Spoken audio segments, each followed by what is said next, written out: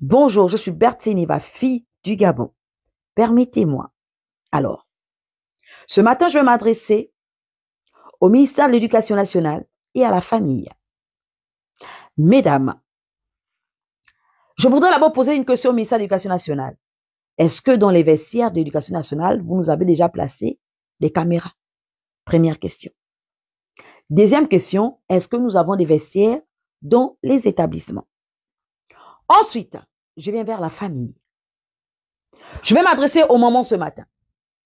Mes très chères sœurs, n'oubliez pas que nos enfants, quand on envoie dans les établissements, chaque enfant arrive avec son éducation.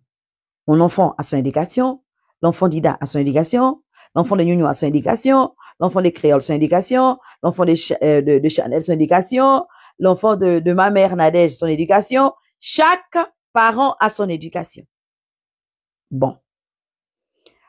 Vous avez, on va mettre on va prendre nos enfants, on va inscrire nos enfants au lycée d'État. Et quand on arrive au lycée d'État,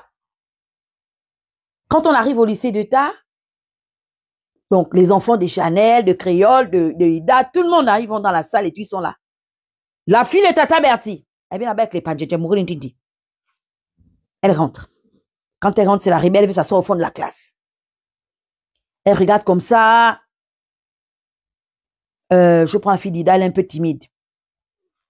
Non, la fille des Créoles, elle est bonobo. Je peux pas. Non, sinon elle va venir me commander parce que moi-même je commande.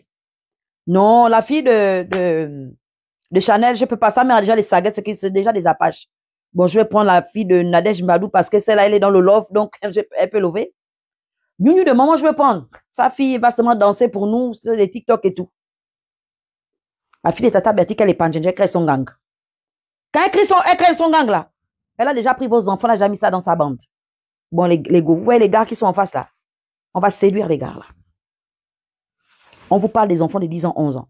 La fille de Tata Bertie qui a 11 ans, qui forme déjà son gang. On est d'accord? C'est toi, Ida, tu n'as pas sonné ton enfant. C'est Nounou, tu n'as pas éduqué ton enfant à la maison. Elle va aller imprégner l'éducation de la fille de Bertie qui dit que moi, je suis une gang, je viens gérer l'école. Ça fait quoi? Quand on est dans l'établissement, le professeur doit jouer son rôle. Le surveillant général doit jouer son rôle. Le proviseur doit jouer son rôle. Éviter des attroupements inutiles. Des attroupements inutiles dans les établissements. Éviter les regroupements inutiles dans les établissements. Et surtout, éviter les attroupements dans les vestiaires. On a vu ce qui se passe dans les vestiaires. Ton enfant part de la maison, le diboutou encore fermé. Quand l'enfant là arrive au lycée d'État, on ouvre le diboutou dans les vestiaires. Donc on a dit, les vestiaires là, il y a trop de choses qui se passent dans les vestiaires dans les établissements. Il nous faut des caméras. Il nous faut des surveillants à ces endroits. On est d'accord? Quand ta fille part de la maison, nous des mamans, tu dis que, pardon, on a inscrit la fille de Tata Bertie au lycée d'État. Maman, là où tu pars là-bas. Tu ne dois pas être dans un gang. Quand tu pars de la maison à 7 heures, que tu arrives à l'école, tu vas t'asseoir en classe. Tu attends ton professeur. Quand il y a la permanence, tu prends tes cours, tu essaies de bûcher, attendre le prochain cours parce qu'il peut arriver et puis il vous donne un terreau, surprise. Donc, ne pars pas pour aller être derrière la fille de Tata Bertie. Ne pars pas pour aller être là-bas derrière les gangs. Ou bien, Créole aussi va créer aussi sa bande, les gangs, les bonobos. Tu dis maintenant que non, tu pars rester dans le groupe des Créoles. Donc voilà 3 groupes maintenant. Le gang des Chanel avec la Saguet, le gang des Créoles, les bonobos, le gang des Tata Bertie, les Panjenge. Donc, c'est maintenant nous qui digons maintenant le lycée d'État. Les professeurs ne sont pas informés. Le professeur n'est pas informé qu'il y a des enfants dans l'enceinte de l'établissement qui sont des crabes qui attendent des enfants qui arrivent avec la bonne éducation de leur maison pour venir entêter les autres enfants dans l'école. Non. Attrapez les Panjenge à la maison, attrapez les bonobos à la maison, prends les saguets, tu ranges ça derrière la cuisine. Ça fait que on n'ira pas infecter les enfants des autres dans les établissements. Il y a des enfants qui partent des maisons avec la bonne éducation, mais il y a une négligence dans les établissements. On parle ici des surveillants. Que font les surveillants quand les enfants font des attroupements dans la cour? Qu'est-ce qu'ils font dans la cour? Les attroupements, les attroupements, les attroupements, les attroupements. C'est pour faire quoi? Normalement, quand on a des pauses, on doit bûcher pour attendre le prochain prof. Et quand on a terminé, on rentre chez soi directement. Là, ce n'est plus l'affaire des professeurs. C'est l'affaire des parents que nous sommes. Vous savez, je vais vous dire, entre le portail du lycée d'État et la maison à Kanda, regardez comment c'est long. Il y a même le bord de mer qui est là. Quand ils vont plonger maintenant pour aller flirter, ils vont maintenant marcher. Ton enfant qui n'a que 10 ans va être influencé par les autres si tu n'as pas bandé son moral à la maison. Si tu n'as pas donné une bonne base à ton enfant à la maison, je t'assure que entre le portail du lycée d'État et ta barrière en Ngonji, tu vas perdre l'éducation de ton enfant. Mère, tu dois faire asseoir ton enfant tous les matins et parler que là où tu pars, là, je vais te dire. Voilà le pour, voilà le contre. Si tu pars pour suivre Tata Bertie là-bas à l'école, la fille Tata Bertie, pour dire qu'elle a les panjenje, c'est ton problème. Quand tu pars, tu as vu comment maman est?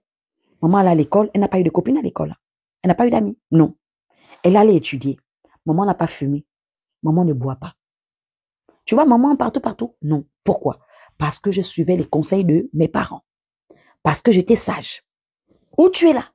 Si tu pars pour dire que tu vas rentrer dans les clics, que le monde va m'appeler pour dire qu'on t'a trouvé avec les coconesseni, on t'a trouvé avec leurs trucs là, les trucs, les nounous, hein. Vos trucs là, bon, vos drogues là dans les poches, les bonbons ou quoi là, on dit qu'on t'a trouvé avec ceci, on t'a trouvé comme ça.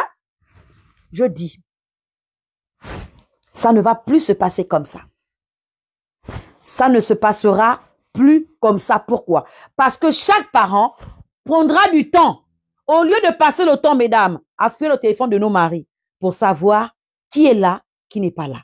Au lieu de passer du temps pour poursuivre ces hommes-là, je vous dis les femmes, les hommes, ok, d'accord, mais retenez une chose. Retenez une chose, c'est que l'homme pour qui on se bat là, c'est l'enfant de quelqu'un, il a une mère, il a un père. Donc, on passe à côté de l'éducation de nos enfants pour courir seulement derrière ces vieilles peaux-là. C'est ma pécasse.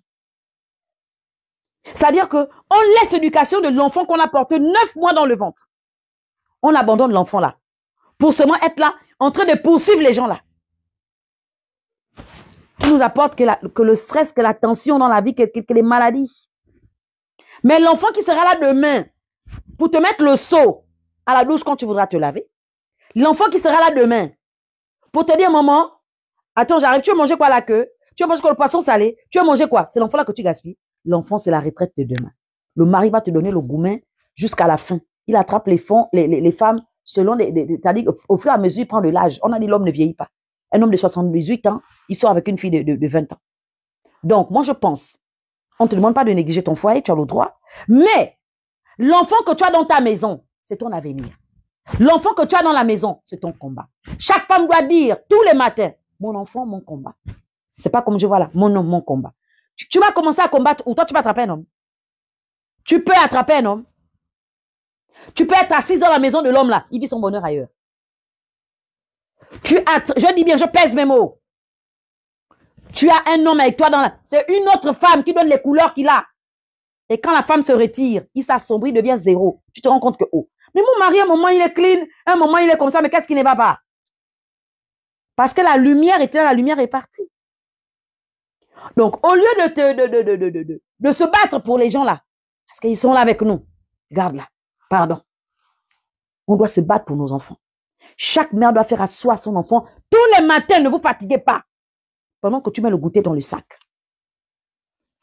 S'il te plaît, surveille tes enfants.